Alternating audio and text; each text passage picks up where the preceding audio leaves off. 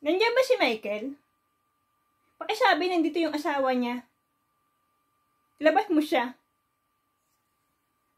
Ay, wala po siya dito. Kaalis lang po niya. Di po ba kayo nagkakasalubong? Hoy, magaling na babae. Tigil-tigilan mo ang asawa ko, ha? Huwag mo laging nilalandi. Alalahanin mo, ma'am. Baka nakakalimutan mo. Yung asawa mo dapat ang pagsabihan mo, hindi ako. Basta sabihin mo, duman ako rito. Hindi porke legal, matitino. Pagkabit, pokpok bayaran, tanong mo sa asawa mo kung sinisingil ko yan. Mapanghusgang lipunan, tingin sa amin pangkama.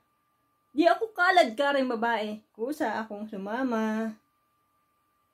Nang ipasok niya ako sa Sogo, tanong ko, bakit dito mo ako pinasok? Sabi niya, kasi maraming marites na kapitbahay. Baka makita tayo, isumbong ako sa asawa ko na napakaligalig, na parang dragon kung magalit.